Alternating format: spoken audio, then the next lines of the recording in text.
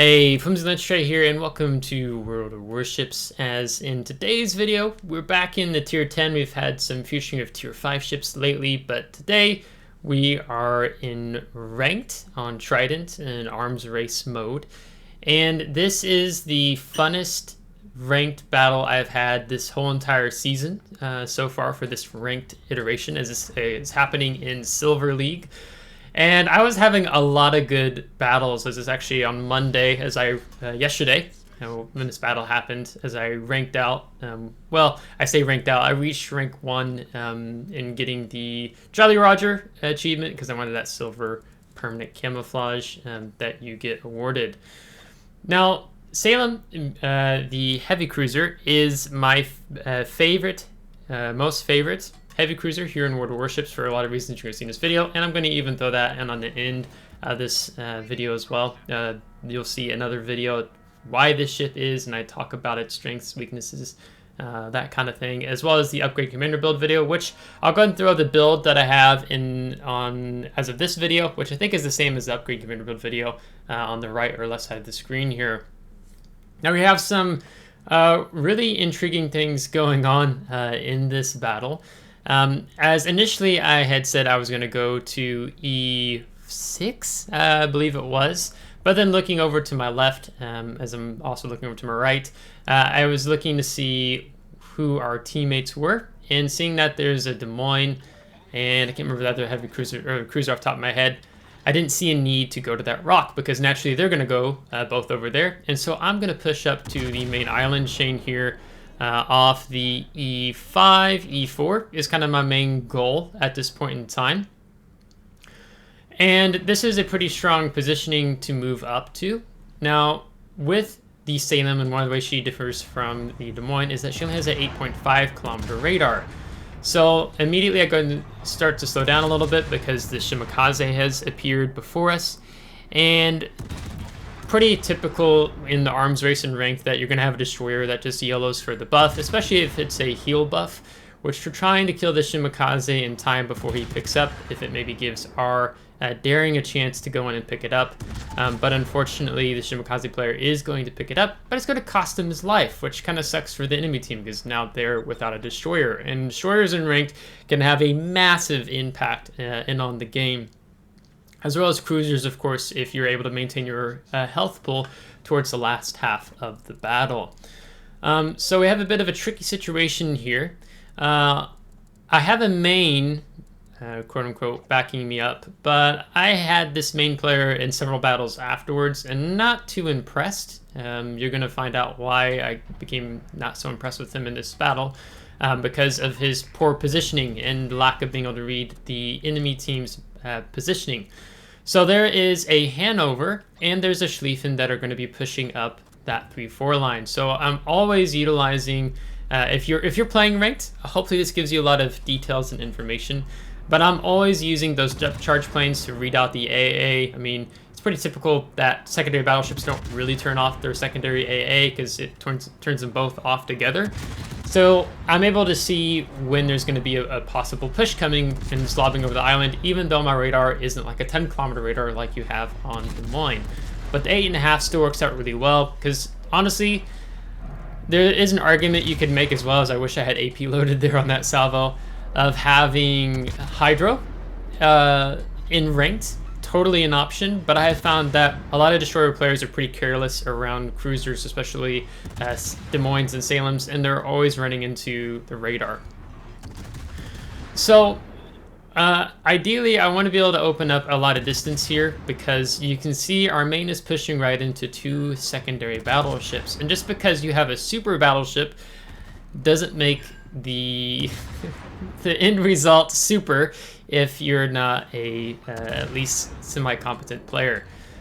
So as main is already down to less than half his health, and you know, in a battleship you never want to be charging another enemy battleship that also has torpedoes, let alone 16 torpedoes like the Schlieffen has. So this is going to cost the main his life, as he's not even running fire prevention, having 2 fires on a superstructure. You'd really want to have that on main especially. I mean, you know, this is Superior Montana. But I've had to slow down for the Yoshino torpedoes, and in having to slow down for the Yoshino torpedoes, it means it's kept me within the secondary range of the enemy Schlieffen. So unfortunately, we're going to lose some hit points here. My friendly Des Moines player has backed off. He's further back by a little bit more closer. Our daring player, he's also moving away now. He didn't stay in the smoke, which is really great and wise thing of him to do. The other cruiser player being our Napoli, he's being too aggressive. He's really overextending beyond the reach of our friendly Schlieffen. As I look over my shoulder at the Des Moines.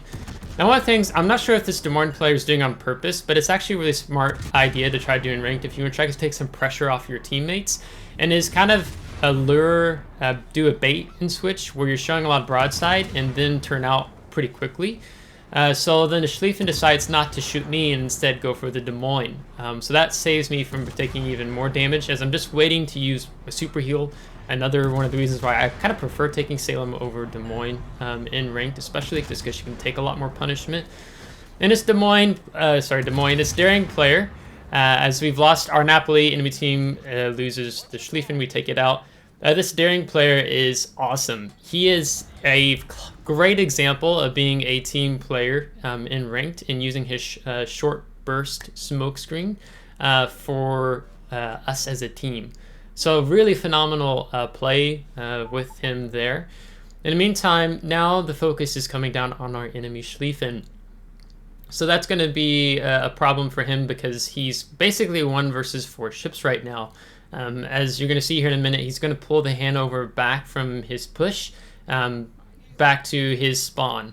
So we have to do what we can to come down and help out our Schlieffen player. Now, there is something important I need to mention in the start of this video. I said that normally I like if there's coverage over on on the island on F6, then I like to be, no, I was right, E6. Then I like to go to E4, E5, but because there is a Schlieffen and a Hanover threat, I couldn't commit to positioning up on the island, because basically when those battleships push, you turn in, as Salem, you're kiting. You want to try to keep them out of your secondary range if possible, so then you're not eating a lot of secondary damage like you saw that we did earlier on in this game. And another really pro tip here is if you can communicate with your team in chat, not sassy comments, this, that, and the other, but actual useful questions, advice, input. I'm trying to find out if our Schlieffen player can go dark, because we really would benefit us to try to keep him alive as long as possible. It's going to increase our odds because we have a lot of hit points to chew through between the Yoshino, Hindenburg, Des Moines, and the Hanover, who's, even though he's less than half health. So we really want to be able to do what we can to try to keep our Schlieffen player alive, and if he can get some more heals off. Now, Daring being a very clutch player again, he's dropping out his smoke, so I'm going to give him a wells done. And we're going to set up here on the island. Now, I'm going to point out here in chat here in just a minute, as I'm trying to see if this Yoshino player will come out, is that the weakness in our positioning right now, with how the map is going, is that we do not have control of the 1 through 4 line flank. So there's definite opportunity for enemy team to push up and catch us broadside, which is why I am going to kind of back up and I'm going to angle a little bit more towards there as well. So I'm telling our team in chat that we're going to have to watch our side. Now the battle is going to be getting even more exciting if it hasn't been exciting enough already. So as we back off, we're still trying to see where the AA is coming out at. We're going to focus the Hanover. Our Daring is going to spot for us, which is phenomenal. He's understanding his role as a destroyer player in ranked. This is where he comes in so much clutch versus having that Shimakaze dead, because he has the concealment where he can go wide like he is, and he can spot the enemy team. So he can spot that Yoshino that's bowing behind the island, as well as this Hanover, which we're going to try to see if we can get the team to focus fire on, because he's really the big threat right now. Yoshino is still hanging in behind the island, and there's the Hindenburg spotter plane, which is definitely going to be looking like he's going to push up that 4 line. But we switch over to armor piercing. We've got a Citadel already off the Yoshino, but he's gone dark because now he's between the island and the Daring. And I popped the radar, but he's just barely outside of it, so that's kind of a little bit of a downside there. But he is detected again as we pick up the high caliber. But at this point, we really want to focus fire the Hanover, because that's honestly going to be a large challenge for our Schlieffen. As Schlieffen's doing the right thing on our team, he's kiting away now, which is awesome. If I was to critique another one of my teammates' position, and it'd actually be the Des Moines. He's a bit further back than I would really like him to be. I'm not sure if he's actually range mod Des Moines, but having him so much further back over on the 8 line kind of opens up the window of opportunity for the enemy Hindenburg to be able to push up around the flank. There's not really anything preventing Hindenburg from just going to say, hey, I'm just going to charge up that flank as we lose our Schlieffen to the enemy Des Moines. But we are whittling down the hit point pool of the enemy team. So I'm going to do what I can to keep focusing the Hanover before he goes outside of range. I'm playing with my throttle. That's also really important to do in ranked, especially with cruisers. Map awareness, and then playing with your throttle back and forth can really throw off the enemy team. And still the Hindenburg has not been spotted. So that really tells me that he's probably looking to come up that 4 line as much as he's kept himself out of the action. And then you see our Des Moines is actually going to go down the 8 line towards our daring player. Now, there is a benefit. That's kind of one of the 2 ideal things. There's 3 decisions Des Moines can make. He can go down the 8 line. He can stay back up in behind me, kind of preventing this Hindenburg doing a push. Or he can move further, or stay in a more central position just behind me. But the opportunity that he's taking there, as we see some shells from Hindenburg fly over our head, is that he's going to be able to prevent them from sitting behind that island and adding some actual value to the firepower there. Now we've gone forward again, dodging that Hanover salvo, and there's still those Hindenburg salvos coming over. So I'm like, can we kill the Hanover? But in the meantime, that AP salvo has taken out our friendly Des Moines, simply because he was showing too much side to Hindenburg, and you don't want to be doing that with Hindenburg's AP. Now, there's going to be hopefully a pro tip here for you that I learned probably much later in the game than I should have. I'm going to start off here opening up with armor piercing because he's showing me enough side to get his guns off. So that's going to give us a nice, some big damage salvos here as we pick up a Halsey Confederate, which our reload time is going to go out the window here. So that's going to be super helpful in dealing with this Hindenburg, because Hindenburg wants to rush us with his torpedoes. So what do? We aim for his torpedoes, which we actually permanently incapacitated one, and we temporarily incapacitated the other. I'm purposely utilizing the high explosive here on Hindenburg's side to try to permanently incapacitate both racks of torpedoes. We got the one, but really need to get rid of the other, which I'm still really trying to do here. Now, I'll critique myself. I should have went ahead and switched to AP already on that salvo, because I probably would have killed him, because just as I kill him, he gets his torpedoes off. And I'm not going to be able to reverse in time to find the gap, so I'm going to take that one just under the nose. So 233,000 damage when that Hindenburg player was almost full health when he was about 7.5, 8 kilometers within us, our window. So that was just a really fun game. Now, of course, unfortunately, the Daring still has the enemy Hanover and Des Moines to deal with.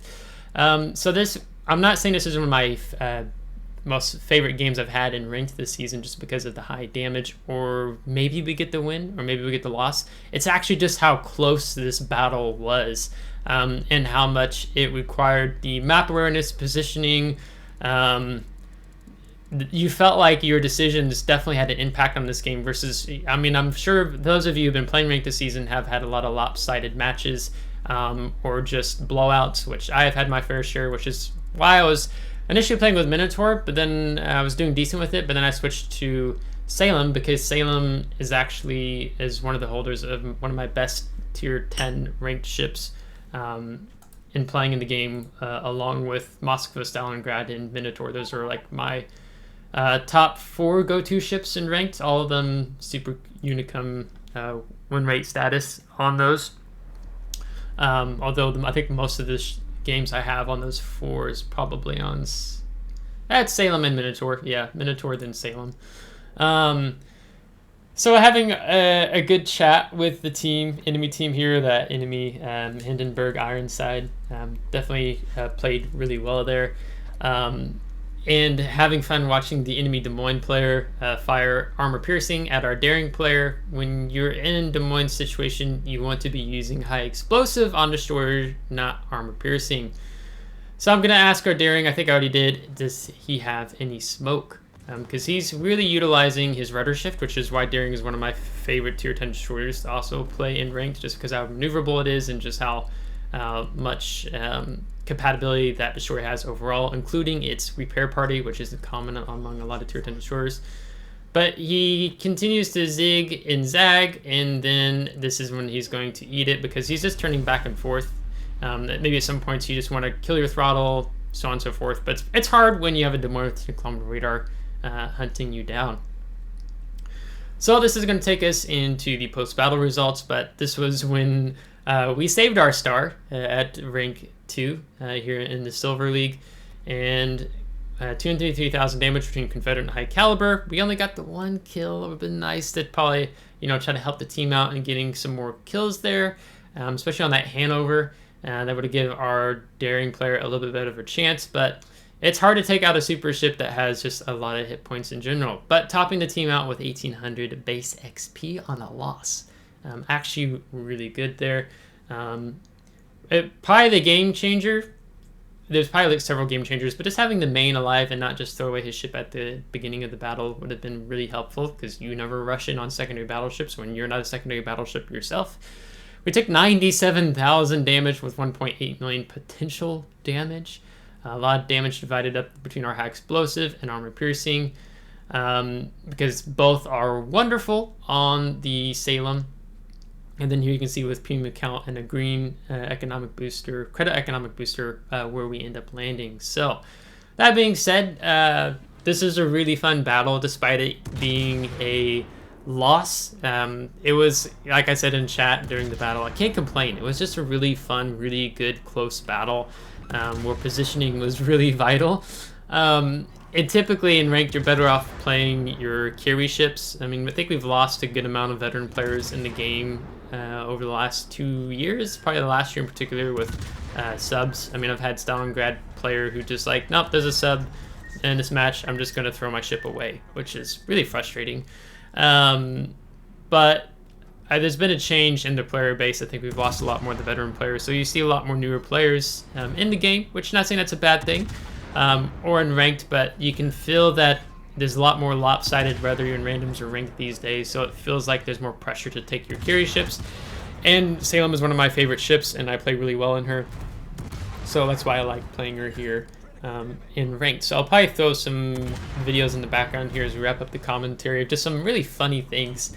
I had even a diehard on an enemy Salem the other day. He didn't have his ram flag, and that's really important. I've rammed multiple ships in ranked this season, me having ram flag, them not having one, and I've killed them and I've retained life, because you can heal everything back from a ram if you live and they don't have a ram flag, as an example.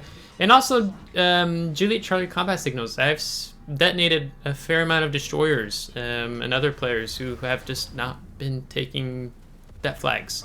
Juliet Charlie combat signal, which completely eliminates the risk of your ship's magazine detonating. So make sure you're mounting those, because when you're playing ranked, like, that's definitely the place to have it, let alone, of course, clan battles, and then maybe in randoms your mileage varies, but typically in any PvP setup, it's really important to run the Julie Charlie combat signals. So if you liked today's battle, give a thumbs up. If you didn't, give a thumbs down. Subscribe if you want to see more. If you're subscribed, thanks so much.